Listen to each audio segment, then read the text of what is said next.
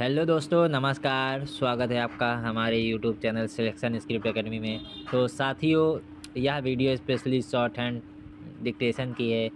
तो हम लोग पर डे आपको प्रैक्टिस कराते हैं अपने चैनल के माध्यम से। तो जो भी साथी हमारे नए हैं, वो शॉर्ट हैंड की जो भी तैयारी कर रहे हैं, वो हमारे चैनल को सब्सक्राइब करें, लाइक करें एंड शेयर करें और अपना प्यारा सा कमेंट करें।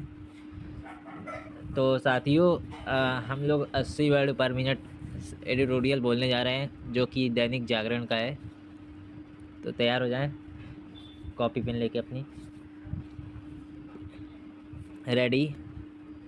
अमेरिका और ईरान के बीच युद्ध विराम पश्चिम एशिया के साथ विश्व के लिए राहत की बात तो है, पर बहुत अस्वस्थकारी नहीं। इसलिए नहीं क्योंकि युद्ध विराम केवल 2 सप्ताह के लिए हुआ है और यह विरोधाभासी दावों के साथ इतना अविश्वास भरा दिख रहा है कि किसी भी क्षण टूट सकता है। इस नाजुक युद्ध विराम पर सहमति बन जाने की बात सार्वजनिक होने के तत्काल बाद पारस्परिक हमले बंद नहीं हुए हैं।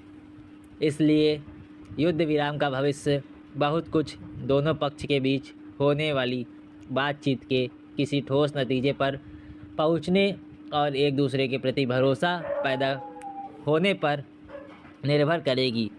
इसके आसार कम ही हैं, क्योंकि एक तो युद्ध विराम को लेकर अमेरिका और ईरान के दावे एक दूसरे से मेल नहीं खाते, और दूसरे जहां ईरान नेता कह रहे हैं कि संघर्ष विराम की शर्त में लेबनान पर इजराइल के हमले रोकना भी है, वहीं इजरायली नेता इससे साफ इनकार कर रहे हैं। कि स्पष्ट है कि युद्ध विराम की घोषणा के बावजूद ऊर्जा संकट से त्रस्त अंतर्राष्ट्रीय समुदाय आशंकित होकर ही चैन की सांस ले सकता है।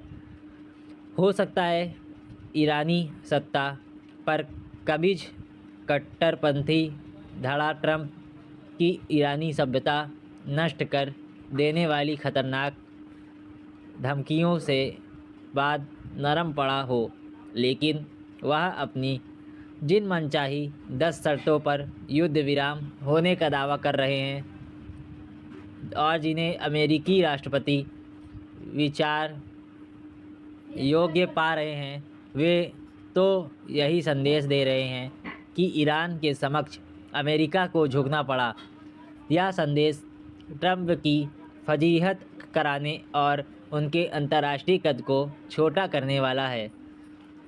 यदि हार्मोज समुद्री मार्ग खुलने के बाद भी उस पर ईरान का दबदबा कायम रहेगा और ईरानी सत्ता हिज़्बुल्लाह, हमास जैसे अतिवादी संगठनों को सहयोग और एवं सैन्य संसाधन देती रहेगी, तो फिर इससे न तो केवल अमेरिका के हितों की पूर्ति होगी, न इजराइल के और न ही खाड़ी देशों की।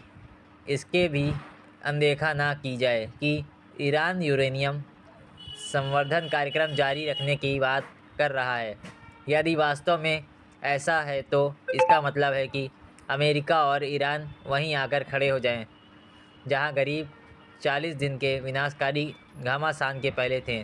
यदि अमेरिका को ईरान की वार्ता के माध्यम से ही मामले सुलझाने थे, तो फिर उसने फरवरी में जारी बातचीत के बीच इजराइल से मिलकर उस पर चढ़ाई क्यों कर दी, और इससे उसे हासिल क्या हुआ। अमेरिका ईरान के बीच युद्ध विराम में पाकिस्तान की भूमिका ध्यान खींचने वाली है।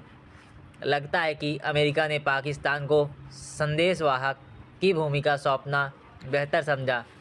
इसके पीछे अमेरिका का चाहे जो स्वार्थ हो, युद्ध विराम पर पर्दे के पीछे चीन की सक्रियता के समाचार अंतर्राष्ट्रीय कूटनीति में अमेरिका प्रभुत्व को कमज़ोर सिद्ध करने वाली ही है।